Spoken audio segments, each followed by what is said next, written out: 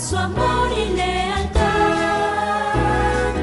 En el diario estudio de nuestra lección y la palabra viva de Jesús. Sí, diariamente estudiaré mi lección con fidelidad. El Señor bendiga a todos ustedes, amables televidentes y radioyentes, ya sea que nos estén mirando en el canal 55.7 en Dallas, 51.2 en Houston o en la frecuencia 990 AM en Dallas o en el mundo a través de los canales de YouTube. A todos ustedes les saludamos y les damos la bienvenida una vez más al estudio de la lección de Escuela Sabática. Hoy tengo el privilegio de compartir con ustedes este estudio con mi hermano Mario Montes, a quien le doy la bienvenida. Buenos días. Buenos días, pastor. Mucho gusto. ¿Qué le parece, hermano Mario, si hace la oración de una vez? ¿Está bien? Nos vamos a arrodillar para los que puedan hacerlo. Los invitamos. Padre nuestro que estás en los cielos, en esta hora, Señor, nos disponemos a pedir tu santa bendición en nuestras vidas. Amén. Suplicando, Señor, tu presencia y que al estudio de tu santa palabra, Señor, seas tú quien ilumine nuestras mentes para que todos aquellos amigos y amigas que nos oyen o nos ven, Señor, en los diferentes medios de comunicación, pueda ser un mensaje bien recibido, Padre. Amén. Nos encomendamos en ti, Señor, en tus brazos de amor y que seas tú nuestro mayor ideal. Amén. En Cristo Jesús, Señor nuestro, lo suplicamos todo. Amén. Amén.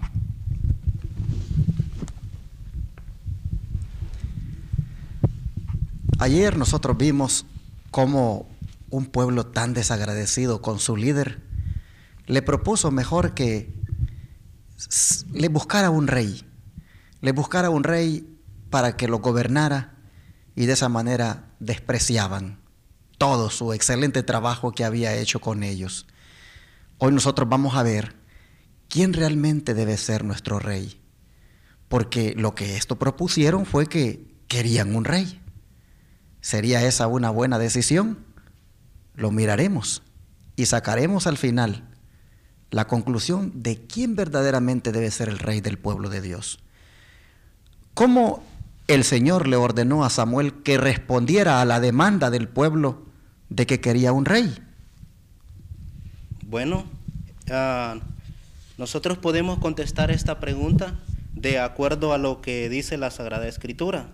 Y nosotros podemos ver en el libro de Samuel, primera de Samuel 8:7, donde el Señor le dice prácticamente al profeta, y dice así: y dijo Jehová a Samuel, oye la voz del pueblo en todo lo que te digan, porque no te han desechado a ti, sino a mí me han desechado para que no reine sobre ellos. ¿Qué le parece la desgracia prácticamente que se acarreó a este pueblo? Bueno, nosotros podemos ver que como seres humanos a veces no sabemos lo que pedimos, ¿verdad? Sí. Eso sería como decirle a un padre de familia o a una madre de familia que los hijos le digan, ya no te queremos como padre, o ya no te queremos como madre. Mas sin embargo nosotros podemos ver que el profeta le dolió en su corazón, porque él tenía una trayectoria enorme, desde su niñez hasta su adultez, como un siervo del Señor que había dirigido al pueblo. El profeta, nosotros podemos ver que después de una crisis de todos los profetas que habían habido en el tiempo pasado, el profeta era un testigo fiel que se había venido dando cuenta de todas las batallas que el Señor había librado a su pueblo. Y en esta ocasión el profeta se sintió desilusionado. Pero es interesante ver cómo Dios, con estas palabras, está diciendo que realmente Samuel era como en lugar de Dios allí, porque él le dice, haz lo que te dicen, pues no te han desechado a ti, sino que a mí me han desechado para que no reine sobre ellos. Aquí nosotros podemos ver que la teocracia prácticamente el pueblo la estaba rechazando. Ya no querían más ser gobernados por Dios, querían ser gobernados por el hombre. Porque Samuel, en calidad de juez, él estaba haciendo eso porque Dios lo había puesto. Todos los jueces que habían habido hasta Samuel habían sido levantados por Dios. Dentro de ese gobierno teocrático donde Dios gobernaba, Él determinaba quién era el juez, el gobernante. Pero ahora miren, hermanos, qué triste. El pueblo elige rechazar a Dios como el gobernante y prefiere que lo gobierne un hombre. Dios, por lo tanto, le dice a Samuel: haz lo que te dicen. No te desecharon a ti, a mí me han desechado. Pero el versículo 18, ¿qué dice? Siempre de 1 Samuel 8. Dice: y clamaréis a aquel día a causa de vuestro rey que os habréis elegido, mas Jehová no os responderá en aquel día.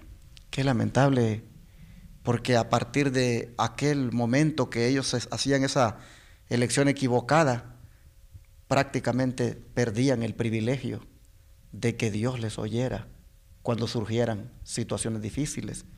Mire qué sentencia les estaba dando Dios. Clamaréis aquel día a causa de vuestro rey que os habéis elegido. Como quien dice, ese rey que están pidiendo, un día los va tal vez a maltratar, o va a ser injusto, o los va a arrastrar por la apostasía, y ustedes van a clamar. Pero entonces dice: yo no les voy a responder. Qué tremenda la decisión equivocada que tomó este pueblo. ¿Qué le parece? Exactamente, eso así es. Pero nosotros como cristianos, como hijos de Dios que somos, nosotros a través del registro bíblico hemos venido encontrando experiencias en la palabra del Señor, donde el hombre, no sé si ustedes han notado eso, donde el hombre ha pretendido darle una ayudadita a Dios.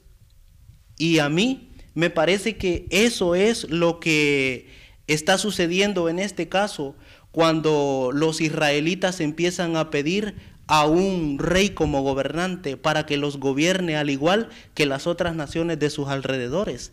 Y ahora a lo que yo les quiero llevar a que analicemos es en esta ocasión. En las lecciones anteriores hemos oído cómo es que estaban los profetas, aún los hijos de los profetas, cómo estaban dirigiendo al pueblo. ¿Cómo nos sentiríamos nosotros hoy en día? De esto poco se habla. Pero ¿cómo nos sentiríamos nosotros hoy en día al ver que a quien nosotros tenemos por siervo del Señor, vemos que hace cosas incorrectas? ¿Cómo nos sentiríamos cada uno de nosotros? Tal vez nos sentiríamos desilusionados porque no hay quien verdaderamente saque la cara por el Señor. Mas sin embargo, nosotros tenemos la experiencia de los hijos del sacerdote Elí, de los hijos del sacerdote Samuel. No se hablan cosas buenas, se hablan cosas de que incluso unos veían a las hermanas que iban a ofrecer sus holocaustos, ¿verdad? Y dice la sierva del Señor que las codiciaban. Si vamos por el lado de los hijos del profeta Samuel, dice de que eran profetas, pero no eran constantes, no eran con un pensamiento recto, sino que eran de doble ánimo. ¿Cómo funciona una iglesia cuando la membresía es de doble ánimo? ¿Se han dado cuenta ustedes? Cuando los miembros van a la iglesia cuando quieren, cuando no, no. ¿Cómo nos sentimos? ¿Cómo se siente el dirigente? ¿Cómo se siente el pastor? ¿Cómo se siente Dios? Entonces, en este caso nosotros podemos ver al pueblo de Israel viendo esta condición. ¿Y Samuel cómo estaba? Samuel ya estaba avanzado de edad. Y posiblemente se hacían la pregunta: cuando Samuel muera, ¿quién nos representará delante de Dios? Mas sin embargo, pienso yo de que el pueblo empezó a caer en la desesperación, y por eso fue que empezó a pedir un rey. Mas sin embargo, no sabían lo que pedían. Ahí podemos ver nosotros cómo el ser humano desconfía de Dios y se anticipa a los hechos cuando Dios tiene la solución. Aquí nosotros podemos mirar de que fueron hasta irrespetuosos, no solo con Dios, sino también con Samuel, porque con la propuesta que hicieron, mostraron claramente cómo lo rechazaban, a pesar de que fue tan ejemplar para con ellos. El don de profecía, hermano Mario, si usted quiere leer ahí, Patriarcas y Profetas, página 655, amplía más esto que estamos diciendo. Dice aquí, los que desdeñan y rechazan al siervo fiel de Dios, no solo menosprecian al hombre, sino que también al Señor que les envió. Menoscaban las palabras de Dios, sus reproches y consejos, rechazan la autoridad de Él. ¿Cómo podríamos aplicar esto a la vida de la iglesia, a los miembros de la iglesia? ¿Cómo esto podría aplicarse hoy en día? Eso es bastante difícil de poderlo analizar, porque si nosotros nos ponemos a pensar, y el ejemplo lo tenemos bien recalcable, ¿qué hay de cuando un predicador no es aceptado, aún por algún hermano de nuestra iglesia? Por mucho espíritu de profecía que utilice en su predicación, por mucha palabra que utilice de Dios, de la Santa Biblia, que la utilice para exponer el mensaje del Señor, el ser humano está viendo a otro ser humano y lo está viendo con su propia justicia, imperfecto y incapaz. Lo ve en esa manera, pero ¿cómo lo ve Dios? Es la parte importante.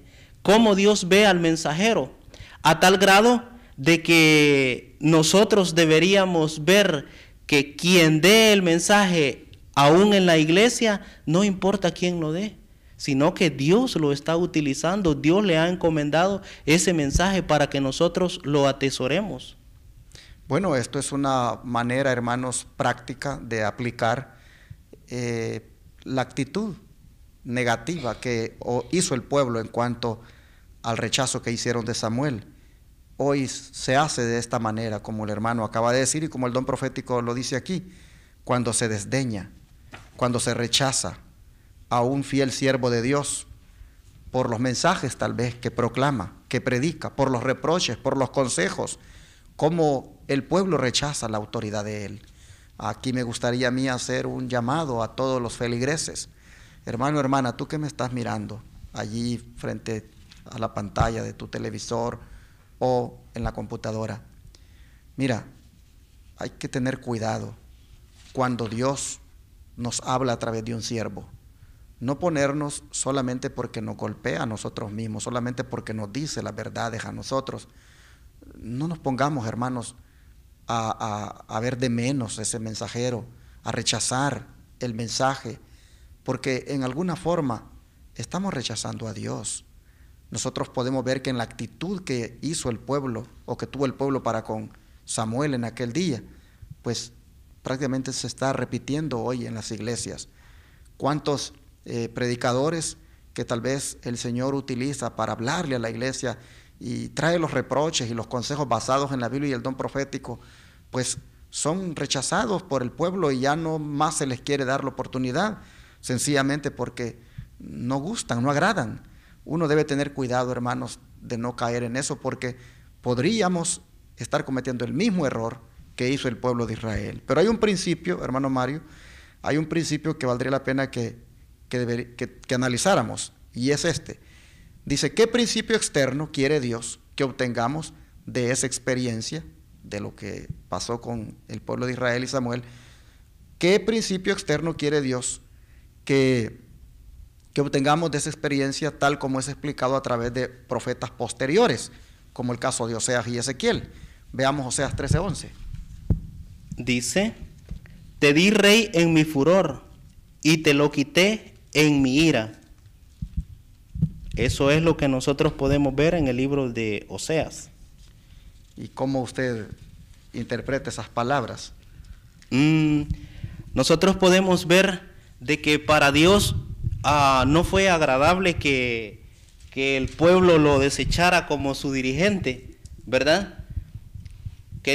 No querían el dador de la vida, sino que querían que un ser mortal los dirigiera al igual que otras naciones. Entonces a mí viene a mi mente en cuanto dice, te di rey en mi furor, aun cuando no fuese de mi voluntad, yo te lo di. ¿Por qué? Porque eso era lo que pedían. Mas sin embargo, cuando estos reyes oprimían al pueblo, ¿quién se encargaba de quitarlos? El mismo Dios. El mismo Dios, ¿verdad? Ezequiel 14, ahora versículo 3 y el 8.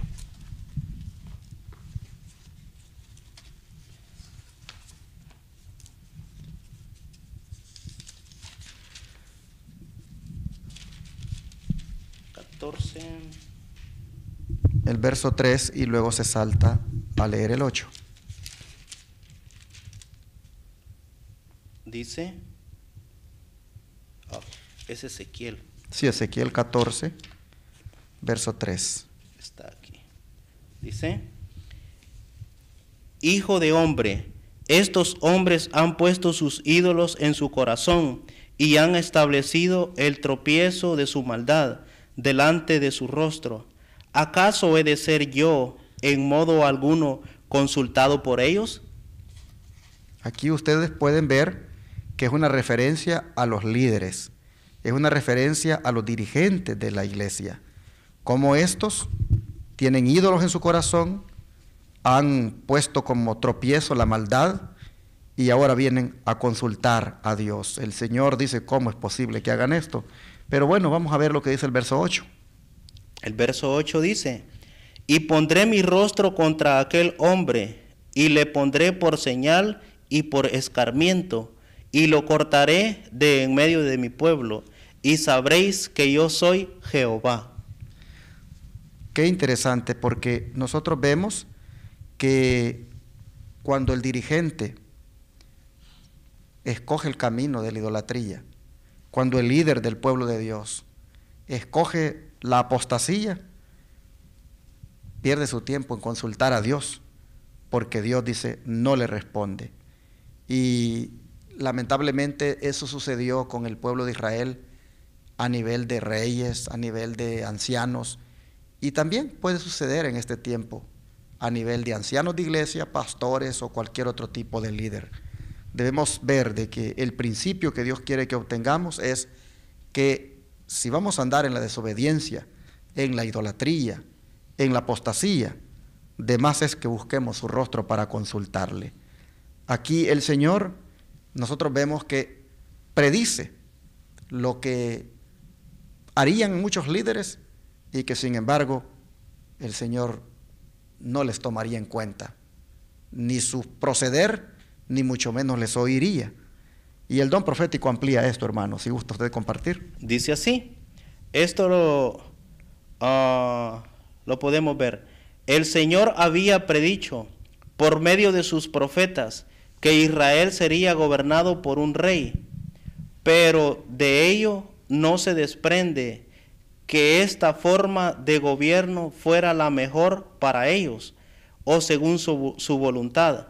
Cuando los hombres deciden seguir su propio sendero sin buscar el consejo de Dios o en oposición a su voluntad revelada, les otorga con frecuencia lo que desean, para que por medio de amarga experiencia subsiguiente sean llevados a darse cuenta de su insensatez y a arrepentirse de su pecado.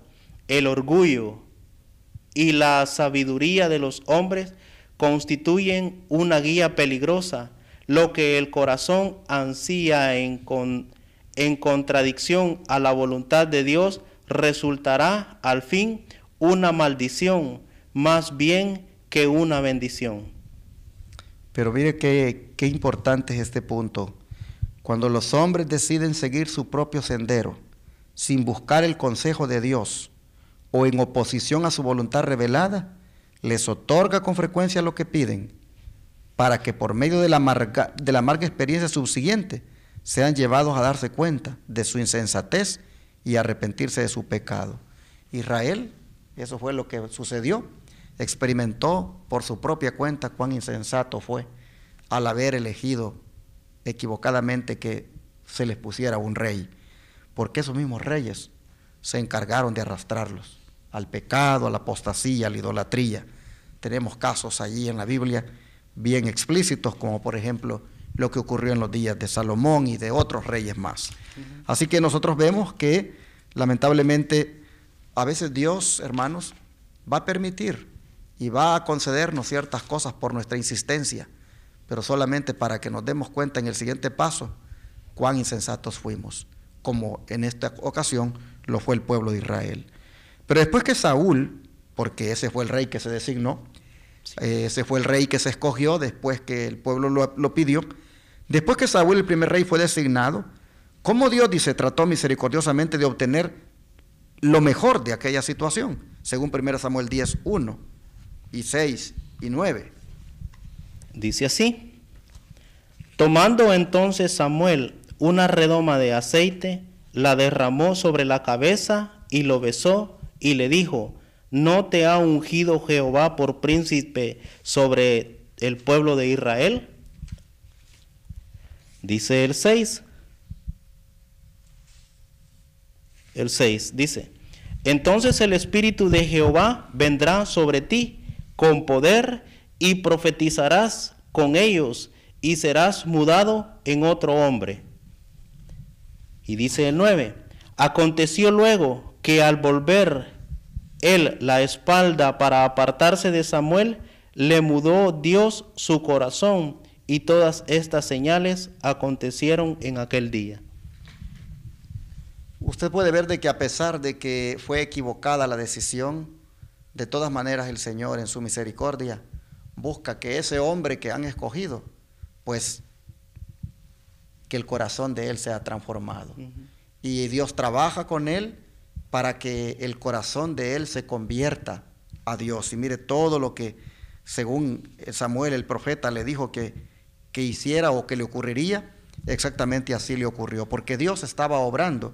Me gusta esto que dice el texto, el verso 6, cuando nos menciona aquí que el Espíritu de Jehová vino, o mejor dicho, vendría a él con poder, pero el 9 dice que le mudó Dios su corazón y todas las señales acontecieron en aquel día. Es decir, Dios le transformó, Dios le cambió su corazón.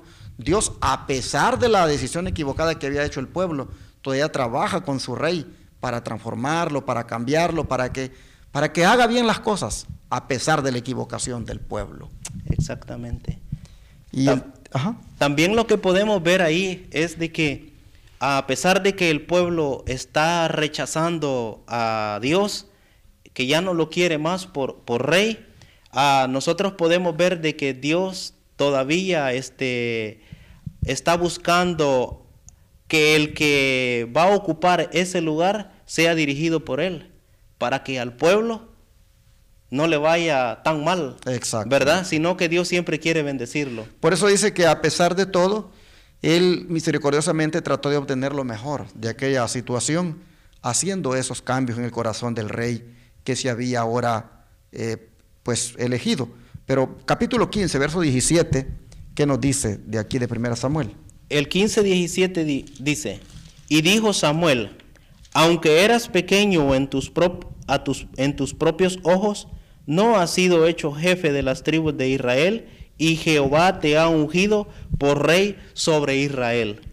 O sea, a pesar de que la decisión había sido equivocada, finalmente Dios obra para que el que sea rey, pues sea escogido por Dios. Qué misericordia la de Dios. Amén. Que a pesar de lo que pedimos algunas veces, que no es lo conveniente, Él en su misericordia no nos abandona y todavía sigue ver de qué manera saca algo bueno de aquella situación en la que nos metemos, como fue en esta ocasión el pueblo de Israel. Aquí miramos de que finalmente le dice Samuel, pues quien te ha puesto por rey, le dice a Saúl, es Dios. ¿Por qué? Porque le cambió el corazón, el Espíritu de Dios vino sobre él y muchas cosas que sucedieron en su vida.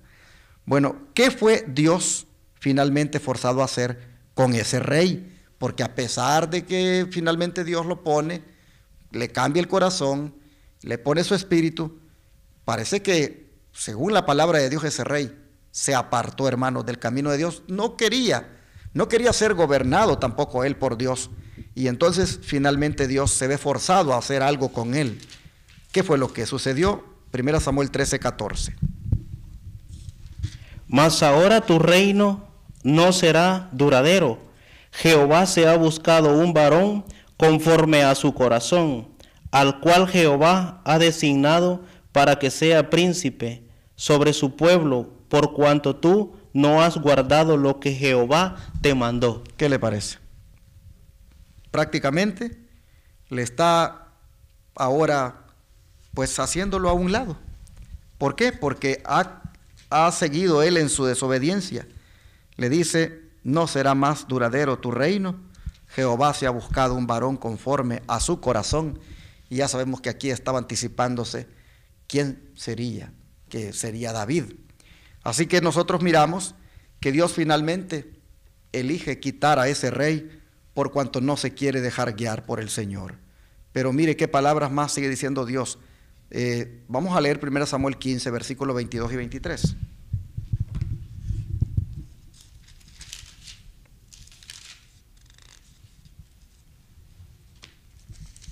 Dice así, y Samuel dijo, ¿se complace Jehová tanto en los holocaustos y víctimas como en que se obedezca las palabras de Jehová? Ciertamente el obedecer es mejor que los sacrificios, y el prestar atención que la grosura de los carneros. Porque Jehová, ese es el 22. Ahora el 23. El 23, sí. Porque como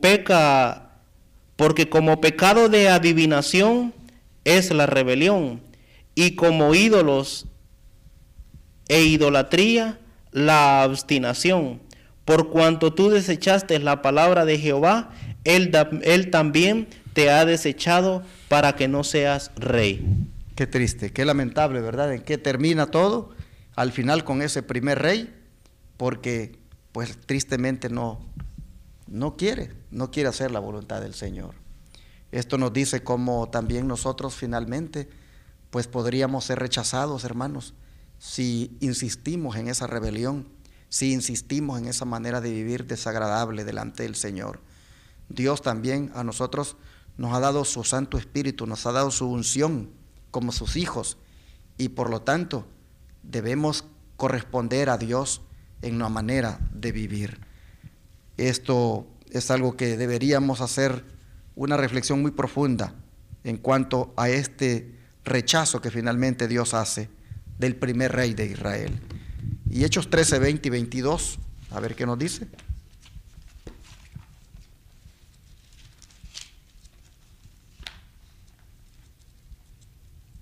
Dice, después como por 450 años les dio jueces hasta el profeta Samuel, quitado les levantó por rey a David, de quien dio también testimonio diciendo, he hallado a David, hijo de Isaí, varón conforme a mi corazón, quien hará todo lo que yo quiero. Aquí nosotros vemos, ¿verdad?, de que se trata de hacer lo que Dios quiere. Se trata de hacer la voluntad de Dios, no se trata de hacer lo que a uno le da la gana. Y aquí nosotros vemos que Saúl tristemente pues escogió como rey seguir sus propios caminos, y al final nosotros encontramos en este versículo 20 y el 22, encontramos especialmente el 22, que fue quitado y por lo tanto se levantó a David y dijo, este va a ser lo que yo quiero. Es interesante, hermanos, cómo el Señor se busca que los líderes de su pueblo hagan la voluntad de Él.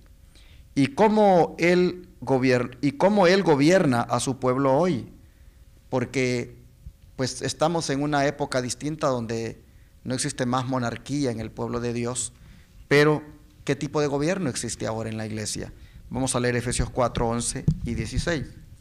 Y Él mismo constituyó a unos apóstoles, a otros profetas, a otros evangelistas y a otros pastores y maestros, de quien todo el cuerpo, bien concertado y unidos entre sí por todas las coyunturas, que se ayudan mutuamente según la actividad propia de cada miembro, recibe su crecimiento para ir edificándose en amor. Según este texto, hermano Mario, ¿cómo es el gobierno de la iglesia ahora? ¿Cómo Dios gobierna a su pueblo hoy? No hay más reyes, no existen más reyes, pero según esto que hemos leído, ¿de qué manera entonces Él gobierna sus intereses en la iglesia? Bien, Dios gobierna sus intereses en medio de la iglesia, en medio de su pueblo, al igual como Él lo quería hacer en medio del pueblo de Israel. Nosotros podemos ver que cuando Él constituye o escoge al primer rey para que gobierne sobre su pueblo, Él quería también que fuese un hombre temeroso de Dios, para que las decisiones que tomase fueran decisiones sabias y que sirviese de bendición en su reinado. En nuestros días también Dios quiere estar en medio de nosotros y quiere utilizarnos a todos. Dios no hace excepción de personas. Dios reparte diferentes dones. Nosotros pudimos leerlo aquí, que ha constituido a unos apóstoles, a otros profetas y a otros evangelistas, a otros pastores y maestros. ¿En dónde nosotros podemos servir al Señor hoy en día? De la manera en la que nosotros podamos enfocarnos en un ministerio, por decirlo así, para desarrollarlo, para ponerlo en práctica, para servir a nuestros semejantes, el Señor nos va a utilizar, porque ha dado diferentes dones a la iglesia. Y la misma Escritura hace la comparación, que la iglesia viene a ser como el cuerpo humano, que el cuerpo humano tiene diferentes órganos, pero todos tienen diferente función. Lo mismo los miembros de la iglesia, todos con diferentes dones, pero venimos a la unidad en Cristo para el desarrollo de la iglesia y así también como para la predicación del Evangelio. Y podemos ver entonces de que no existen reyes en la iglesia ahora. No existen reyes y el sistema de gobierno de la iglesia es prácticamente con un liderazgo que con los dones que Dios le da, así va velando por los intereses de la iglesia. ¿Qué dice la cita del Espíritu de Profecía para respaldar esto que estamos diciendo? Dice en el libro Testimonios para la Iglesia, tomo 8, página 247. Dios no ha establecido realeza alguna en la iglesia adventista del séptimo día para controlar todo el cuerpo o para controlar algún ramo de la obra. No ha dispuesto que la carga de la dirección descanse sobre unos pocos hombres. Las responsabilidades están distribuidas entre un gran número de hombres competentes. Me gusta esto, que Dios no ha establecido realeza alguna en la iglesia adventista para controlar todo el cuerpo o para controlar algún ramo de la obra, porque precisamente para eso ha repartido dones el Señor en maestros, pastores, evangelistas y en toda la lista que fue mencionada anteriormente. Y así es como la iglesia va cumpliendo con la misión y va también cumpliendo con las responsabilidades que el Señor le ha encomendado. Bueno, nosotros podemos ver que al final, hermanos, el que debe ser nuestro rey solamente es Jesucristo.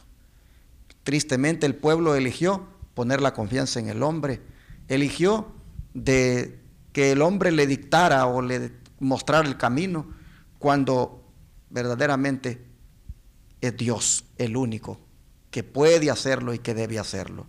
Así que Dios nos ayude, hermanos, para que elijamos hoy a Cristo como nuestro Rey y que nuestros compañeros con los cuales servimos, los consiervos con los cuales estamos haciendo las cosas en la iglesia, pues sean consiervos y nosotros consiervos con ellos, pero no seamos vistos ni que nos vean como reyes, porque la realeza no existe más en la iglesia del Señor.